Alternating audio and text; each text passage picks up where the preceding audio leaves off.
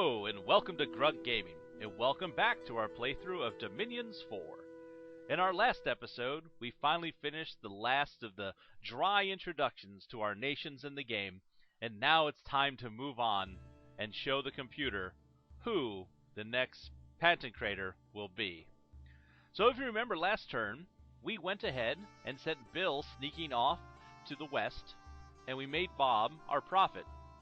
Now, the reason we want Bob to become our prophet is way over here. You can see this throne. This is one of the Throne of Ascensions. And our goal is going to be to take over all 7 of these thrones or to crush the computer. We already have our turn set up from last time, so let's go ahead, end the turn, and see what happens. A proclamation from us. Bob the Centurion shall hereby be known as the Prophet of Grugtar. Great to hear. I've got a prophet finally. So let's take a look around, see what we're dealing with nearby. We've got some militia. They're not very tough. We'll probably be able to beat them pretty easily. Up here, got about light infantry, a couple light cavalry, a little bit more difficult than over here. Some Lion Tribe archers, not very difficult for us to deal with. Then over here, some Ichthyid warriors in the ocean. Now we need to be careful, because I know that one of our enemy nations is somewhere in the water out here. So we need to watch out for any kind of assault from the sea. I'd like to move this direction so we can try and take this throne, because when we take that throne we'll get some bonuses. So let's go ahead and build up Bob's army just a tiny bit more. And let's have Bill travel farther to the west. So an army setup, you can see that Bob already has a couple troops. We've got the ones that we hired last turn. Let's hire a couple more. That all looks good. So we'll end the turn once more. And it looks like Abyssia has made a proclamation. Abyssia has announced that Moncur the Warlord shall hereby be known as the Prophet of Quos Quan. Abyssia, one of our enemies on this map that we've just discovered, is a nation designed and built around ancient flame beings, beings made of fire, who have strong fire magic. Burn those in combat around them. They're going to be a little tough, but I think we can take them. Sorry for the jump in music there, folks. Had to go ahead and restart the recording. So, when we take a look at Bob here, who is now our prophet, we're going to go ahead and start putting some units in his army. So we're going to click on Army Setup, and you can see that Bob currently has 2 squads. We're going to take all the units and put them into one big squad of troops. We're going to put these troops on the front lines, and we're going to go ahead and set them to attack the closest enemies on the battlefield. Next up we have Bob, who we went ahead and made a prophet, so he's got some holy magic now. So let's go ahead and tell him that we want him to cast spells. What that means is he's going to stay behind the troops whenever possible and continue to cast spells until he is unable to cast any more.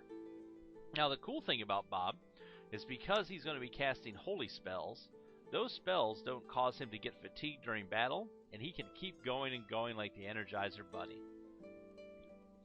So if we look around, we can see that every turn, the number of enemy troops in the province can change up and down. And if we look up here, we can see that there's only 20 guys of the enemy Lion Tribe archers up here anymore. So since Bob has 41 of our soldiers with him, I think he can take those archers. So we're going to tell Bob to take his army and go ahead and take this province. When we take this province, it's going to increase the amount of gold that we're getting, because again, all the gold from these surrounding provinces funnels into this castle, and we're going to be able to start expanding out on the map. Over here, take a quick look. We can see that Bill, moving silently along, has found that there's a bunch of more archers over here. Oh, these archers are not going to be fun. Let's have him move up here and let's find out which throne of power this is. Back home, Clodius is alive. That's a really difficult name to say. Let's rename Clodius as Researcher. It's a dumb name. We can probably change it later, but I don't feel like saying Clodius over and over again. So right now, I don't need magic help, and we need to get some of our spells going. So we're going to have Clodius stay here, her Researcher, and she's going to go ahead and she's going to be researching every turn. So let's go into Research. You can see we've got many different magical paths to choose from. I'm going to have us start out by learning some construction. This is going to let us make some magical items to give to our leaders to improve their ability in battle and on the field. So let's go ahead, put all our research into that. You can see we get to 17 a turn. When we get to 50, we'll hit level 1. And then next, I'm going to go ahead and change up our recruitment a bit. I want to recruit one of these flag bearers to put in Bob's army in a minute. So we're going to get rid of him and add a flag bearer. We also want to keep recruiting. Now Bob's a pretty good soldier, but if you look here, we're going to have a path that's going north we're going to want to fight, and we're going to need to send armies over here to the west. So that means we're going to need 2 large armies, which means we're going to need 2 leaders. Now Bob, we made him a prophet. He can't lead as many troops, but he's got some holy power with him. So let's go ahead and get somebody recruited who can command more troops than Bob can. And we'll do that by hiring a legatus.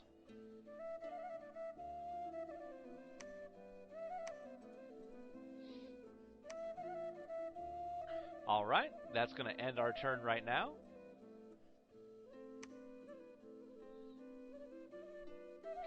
Alrighty, a couple more nations it looks like have declared their prophets. Medeb, the Ermor champion, shall hereby be known as the prophet of Spicado. And Helheim, Hugin, the Helkari, shall hereby be known as the prophet of Nerzaruth. So you have Femoria, who I believe is based off of some giants from an European, Northern Europe, classical myths. And then Helheim is, I believe, some Norse legends. We'll run into them as we move across the map. You'll be able to see the type of units they have. And then here we have our battle in Villadun, where Bob went north. Let's see how that battle went down.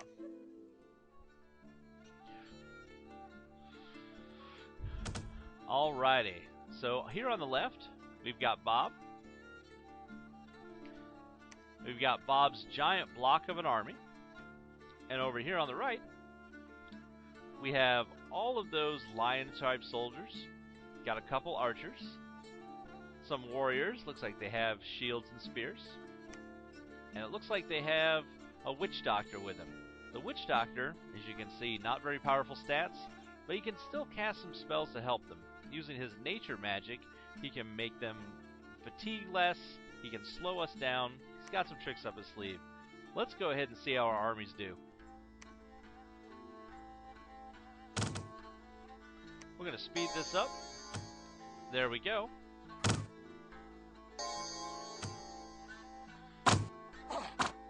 We're taking a few hits. Get them, guys. Oh. And you can see how our better armor, better weapons, is just chewing through these Lion Tribe soldiers. They're going to be running pretty soon. There they go. So it looks like we've won. Let's take a look and see if we lost anybody. We lost 3 of the levies. Again, that's our weaker troop. We're not too concerned with losing them. Our Astatus made it through just fine. And look at how many guys we wiped out with our superior weapons. So now, you can see that our income is up at 455, and our upkeep's at 55 where our troops are. If we look over here, we see again, the number of troops here has kind of gone down over the next turn. So let's have Bob circle back to pick up some units after he clears things out. And it looks like Bob has become a hero. This little icon right here shows us that Bob's gained a heroic ability. So Bob has a heroic agility. A hero with this ability is ambidextrous and has increased attack and defense skills. Any commander entering the Hall of Fame gets a heroic ability that will become increasingly better while it remains in the Hall of Fame. So with that ambidexterity, it reduces the attack skill penalty when wielding 2 or more weapons. Attack skill penalty from wielding multiple weapons depends on the length of the weapon. Now, normally, Bob's only got this short sword. Later on, though, we could give Bob 2 weapons if we wanted to, and have him fight with them. But for now, he's just going to keep leading these troops, and we're going to have him circle down. Back home, we have our new Legatus. It looks like Foglius. We're going to go home and rename him. So we've got Bill, we've got Bob. We're going to call this guy, Bert. So Bert has a higher leadership and is able to lead troops with a better morale. And the reason we want that is that Bob's going to have another mission. Bob is going to be in charge of taking these thrones over, and we might need to leave him places where the army can't stay, so that's why we wanted a better commander. Let's go ahead and check our recruitment. We're going to go ahead and continue to recruit here. You can see as we've taken over, though, our resources have increased, so we can recruit more guys this turn.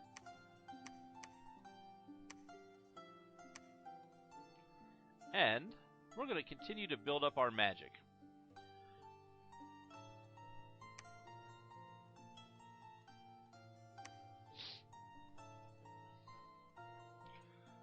Over here, you can see that there are 100 enemy units here. Looks like Lion Tribe archers and Lion Tribe warriors.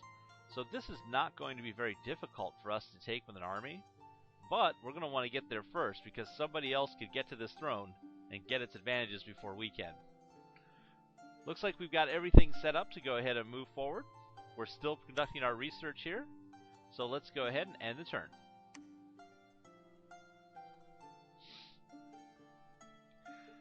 There was the battle. Let's see what happened with Bob's army.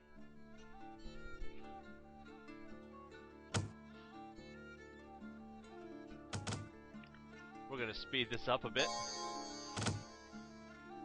This may go poorly.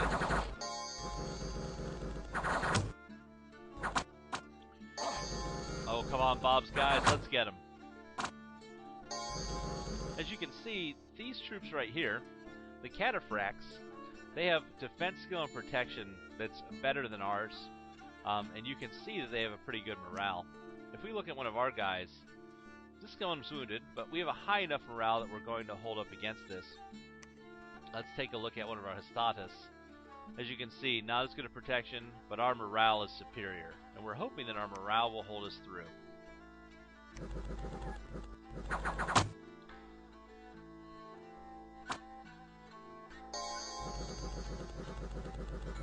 There we go. We're starting to knock down those cavalry. And with only 3 left, they should be about to flee. There we go. As the cavalry runs away, now we can begin to just chew through this militia, and then through these horse archers here. Let's zoom out a bit so we can watch that happen.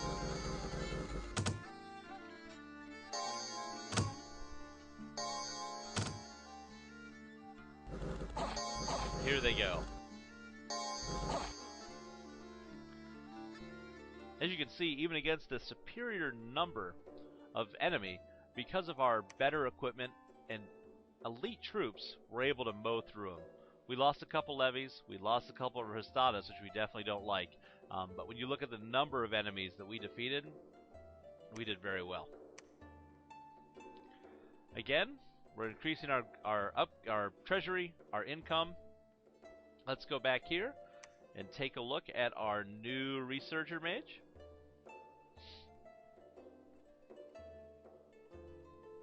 Who hasn't come out yet. I forgot that she was slow to recruit, so it'll be one more turn on that. But let's have Bob go ahead and return here so that he can pick up those extra troops for recruiting. The last thing we're going to do before we end this turn is we're going to tell these provinces that we've taken over And you can see that this province has nobody defending it. So we're going to go and click on defense, and we're going to spend some of our gold.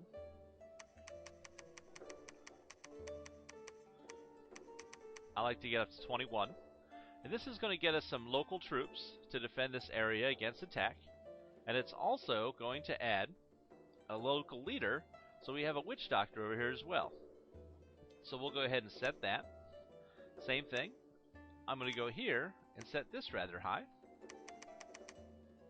And you can see how the price increases for each level of defense that we add in. The cool thing is that you get whatever's recruitable in that province. So, as you saw, we were fighting these really hard cataphracts who held up for quite a while. Well, now we've got them in our defense, which is kind of neat. This will keep the AI-controlled characters from just marching in and taking over territories. Let's take a look at our army recruitment for the end of the turn. Looks like we have some unspent resources. So we have Bob on his way back. We have Bert ready to take control of the army. We're going to be getting a new researcher to add some more magic to our nation. And we've got our destination, this throne right here. So we're going to prepare to march to the west and take that throne. We'll be doing that in our next episode, and we hope to see you then, here at Grug Gaming.